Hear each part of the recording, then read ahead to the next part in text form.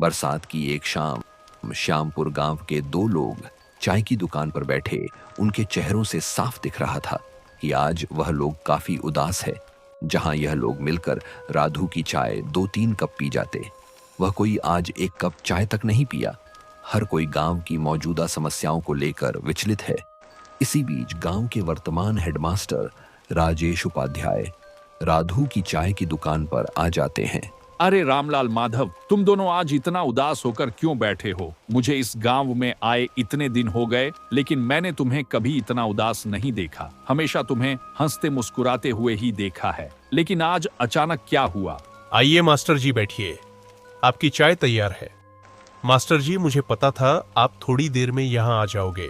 हाँ हाँ राधु, आज तुम अपनी वह अदरक वाली चाय पिलाना मुझे। ठीक है, बहुत देर से सर दर्द कर रहा है और तुम लोग बताए नहीं कि तुम्हें हुआ क्या है। आज तुम लोग इतने उदास क्यों हो?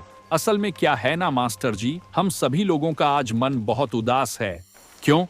क्या हुआ? इतने खूबसूरत गांव के लोगों से खुलने मिलने से किसी का भी मन बेहतर हो जाएगा, लेकिन उन्हीं लोगों को आज अचानक क्या हुआ? आप तो जानते ही हो मास्टर जी कि हमारे गांव में कोई अस्पताल नहीं था। कोई भी बीमार होता था तो उसको 2 गांव पार 10 मील दूर जाना पड़ता था। अस्पताल पहुंचने से पहले ही कितनों की मौत हो गई। इसीलिए हम सभी ने मिलकर अपने पैसे बचाकर इस गांव में अस्पताल बनवाया। लेकिन क्या? लेकिन हमारी सारी बचत खत्म हो गई। अस्पताल तो तैयार है, लेकिन अस्पताल में बहुत सारा सामान लाना बाकी रह गया। हमारे पास अस्पताल का सामान खरीदने के और पैसे नहीं बचे। अब क्या होगा? वो तो ऐसी बात है, मेरे पास कुछ पैसे थे, लेकिन वह सारे पैसे मेरी बेटी की शादी में खर्च हो गए। लेकिन हाँ, मणिपुर गांव में मेरी पुश्तैनी जमीन है। अगर उसे बेच दिया जाए तो उम्मीद है अस्पताल का सारा सामान आ जाएगा। तुम दोनों क्या कहते हो? ये आप क्या कह रहे हैं मास्टर जी? आप अपनी पूछते नहीं जमीन बेच देंगे? मेरी तो बस 1 साल की नौकरी और बची है। मैंने तो मन बना लिया है कि जो प्यार यहाँ मिल रहा है, मैं तो बाकी की जिंदगी यही तुम लोगों के साथ ही बिताऊंगा। वैसे भी यह तो बड़ा ही पुण्य का काम है। भगवान ऐसे अवसर बार बार नहीं देते। रामलाल माधव और राधु की आंखों में जैसे आंसू आ गए हों। उन तीनों ने हाथ जोड़कर मास्टर का शुक्रिया अदा किया। अरे अरे, यह क्या कर रहे हो? अच्छा सुनो, हम लोग कल सुबह ही निकल जाएंगे। काफी समय से कुछ लोग मुझसे वह जमीन खरीदना चाहते हैं। देखते हैं, अगर इस बार बात हुई तो उनको ही बेच देंगे।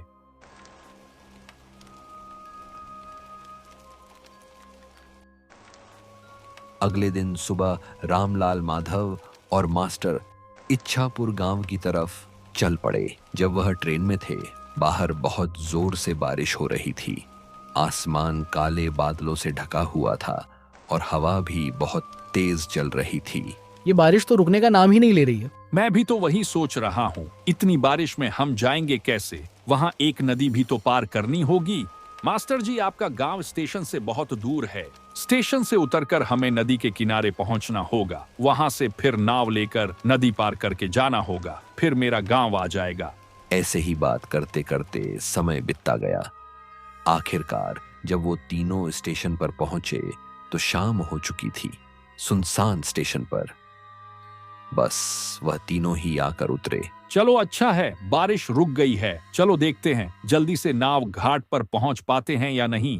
वह तीनों स्टेशन से बाहर आ गए। आसपास कोई भी नजर नहीं आ रहा था। बारिश के कारण रात का अंधेरा अन्य दिनों के मुकाबले कुछ ज्यादा ही था। घने काले अंधेरे ने चारों ओर जैसे एक जादुई माहौल बना दिया था। वे स्टेशन के पास एक बरगद के पेड़ के नीचे आंखें रुके। यहीं पर से रिक्शा तो मिलता था, लेकिन आज एक भी रिक्शा दिखाई नहीं दे रहा। इतने बारिश के मौसम में रिक्शा क्या ही मिलेगा? किसी ने उम्मीद भी नहीं की होगी कि इतनी बरसात की रात में आखिरी ट्रेन से कोई यहाँ आ भी सकता है। मास्टर जी, अब क्या किया जाए? चलो पैदल ही चलते हैं। पैदल चलने के सिवा मुझे कोई और रास्ता दिखाई नहीं दे रहा है। कुछ ही देर में कच्चे रास्ते में एक रिक्शा आते हुए दिखाई दिया। कैलाश मास्टर उस रिक्शा चालक को देखते ही पहचान गए। अरे रतन भैया, आपसे मिले हुए कितने महीने हो गए।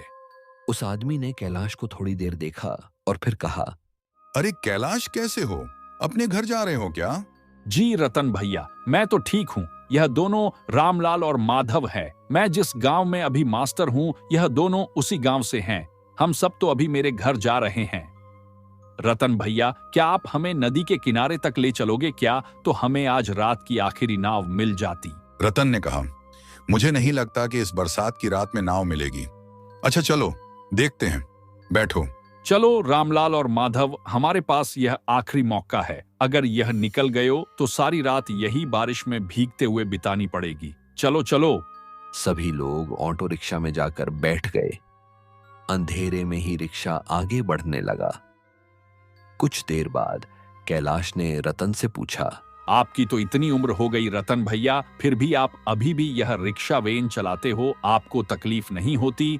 तकलीफ हाँ होती थी पहले, लेकिन अब नहीं होती। पहले होती थी, अब नहीं होती, इसका क्या मतलब है? वह कुछ नहीं, तुम तो बहुत दिनों बाद इच्छापुर गांव आए हो, हमें तो भूल ही गए हो तुम।